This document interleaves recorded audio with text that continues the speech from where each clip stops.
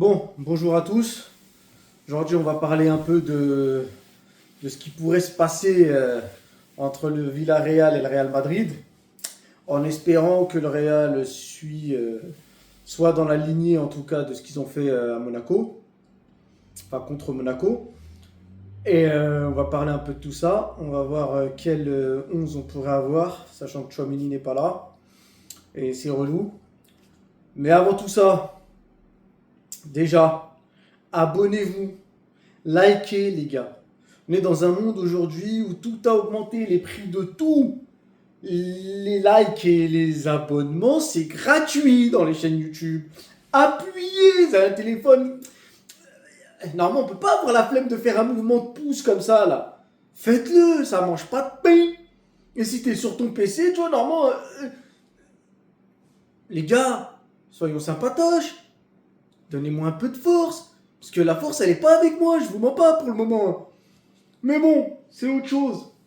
On va parler aussi d'Mbappé et de Vini, tiens, parce que c'est très important ça. D'ailleurs, on va commencer par ça, tiens.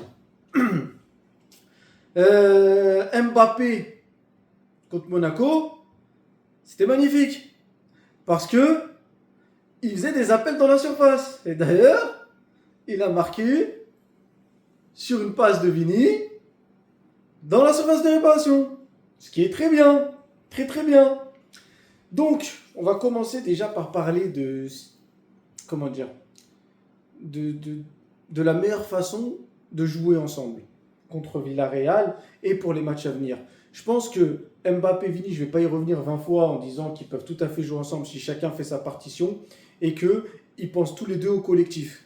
Ça veut dire, par exemple, quand Mbappé donne la balle à Vini contre Monaco sur le but de Mastantuono, ça c'est joué pour l'équipe. C'est-à-dire, il n'a pas cherché à créer une occasion pour lui-même. Il l'a vu devant, il lui a donné. C'est ça que je veux, moi, d'Mbappé, en fait. Je veux pas qu'il pense tout le temps au but. Maintenant, le truc, c'est qu'à ce moment-là, il avait déjà mis 2 buts. Donc, j'espère juste que c'est pas ça qui l'a poussé à être un peu plus collectif avec ses attaquants et ses coéquipiers. Et qu'il faut qu'il le fasse tout le temps. Parce que moi, je trouve qu'on manquait réellement de mouvement. Enfin, le match où j'ai vu le plus de mouvement, c'est contre Monaco. Et ça a apporté des buts. Donc, déjà, pour commencer par l'attaque, j'aimerais voir beaucoup ce genre de choses. Qui cherchent, même si on n'est pas, pour que 2 attaquants ou 3 attaquants fonctionnent bien ensemble, ils ne sont pas obligés de tout le temps se chercher non plus, ou d'essayer de créer une connectivité avec un seul et pas avec l'autre. Il faut que ce soit dans le jeu, en fait. Il faut qu'ils fassent ce que le jeu demande. C'est pour ça qu'on critique beaucoup Mbappé, en tout cas moi, en tout cas, parce qu'il ne fait pas assez d'appels, il ne va pas assez dans la surface alors que c'est le numéro 9. Et c'est ce que le jeu demande. Donc moi c'est ça que je veux voir. Je ne sais pas qui jouera entre Rodrigo et Mastantuono, mais en tout cas, on a bien vu contre Monaco que même si ça penchait peut-être un peu plus à gauche parce que c'est Vini, on connaît Vini, il y avait beaucoup d'actions à droite. Et c'est ça l'équilibre qu'il nous faut. Pas toujours passer à gauche, il faut passer à droite et il faut que les trois puissent au moins se chercher et être trouvés aussi par nos milieux. Donc maintenant je descends, je passe au milieu. Le milieu, le truc que moi j'aimerais voir à chaque match, comme je vous l'ai déjà dit, c'est Bellingham et Arda tout le temps titulaires. Et qu'ils s'entendent bien en fait. C'est juste ça, c'est juste une question de collectif et de voir comment l'autre joue. Là, on va jouer Villarreal, qui est une équipe, à mon avis, qui va un peu plus jouer. Pourquoi elles vont un peu plus jouer, je pense? Parce que ils ont un match de retard. Donc s'ils nous battent là et qu'ils gagnent leur match de retard, ils reviennent sur nous, clairement.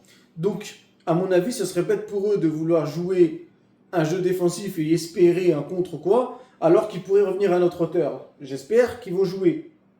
Donc, à partir de là, pour en revenir à Arda et Bellingham, en fait, il faut juste qu'ils soient d'accord. Ça veut dire qu'on dit souvent que Arda est un meilleur meneur de jeu, mais il faut aussi dire que Bellingham est quelqu'un qui sait très bien se projeter. Donc maintenant, moi, ce que je veux, c'est que quand il y en a un qui se projette, l'autre reste en retrait.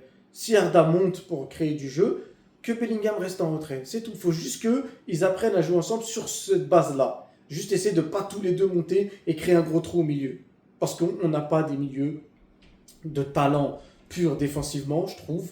Donc, ils sont obligés d'aider au milieu pour l'aspect défensif. Si tous les deux montent et qu'il y a un contre ou quoi et qu'on se retrouve avec notre seul milieu défensif, on est cuit. On est cuit parce qu'on n'a pas de gros milieu défensif. On n'a plus Casemiro. Donc là, que ce soit Chouameni, mais il ne sera pas là parce qu'il est absent, ou peu importe qui tu vas mettre à cet endroit-là, même Ceballos ou qui tu veux, n'a pas le niveau. On n'a pas de 6 où tu te dis, c'est bon. Dans le pire des cas, il a l'intelligence de jeu de faire une faute ou un truc pour couper une attaque. On n'a pas ça. Jusqu'à l'année prochaine. J'espère. Inch'Allah qu'on en a un, parce qu'ils veulent pas la ciel l'oseille. Ils savent pas faire. Ça rend ouf. Ils veulent pas. Donc voilà. Moi j'espère juste que l'an prochain on aura quelqu'un. En attendant, on n'a pas. Maintenant, la défense, franchement, on est mort dans le film. Pas dans le sens où, et on va forcément être nul, mais dans le sens où tous nos défenseurs sont pas là. Donc là, tu as Tchouaméni qui est pas là, tu as Asensio apparemment, il est unijambiste en ce moment quand il défend. Il a une jambe et une béquille, ça n'a aucun sens. Carreras qui est à gauche, mais moi je vous avoue que là, en fait, le problème qui se pose, c'est que Asensio est pas en forme. Donc tu es sûr d'avoir Hussein, vu que c'est ton seul défenseur en forme, tu vas le mettre. Maintenant, Asensio, je ne sais pas s'il va jouer ou pas, mais je pense qu'ils n'auront pas trop le choix. Moi, ce que j'aimerais, c'est qu'il ne joue pas s'il n'est pas à 100%, parce que c'est un match qu'il faut gagner Villarreal. Je ne pense pas que c'est un match où on peut se dire on va souffrir ou quoi, parce que si on souffre, c'est de notre faute. On est censé être supérieur même avec cette équipe-là. Mais maintenant, je pense vraiment que Hussein va être titulaire, vu que c'est le seul défenseur dispo réellement. Asensio, moi, j'en veux pas. Personnellement, s'il n'est pas bon, il n'est pas en forme, je veux dire, j'en veux pas. Même si, pour moi, c'est actuellement un des meilleurs défenseurs qu'on a. Juste après Militao, mais Militao est blessé. Mais disons que s'il n'est pas en forme, je ne le veux pas, tu l'enlèves. Maintenant, si tu l'enlèves lui, moi je préfère voir Carreras en défense. Pourquoi Carreras en défense? Tout simplement parce que je trouve qu'on a une solution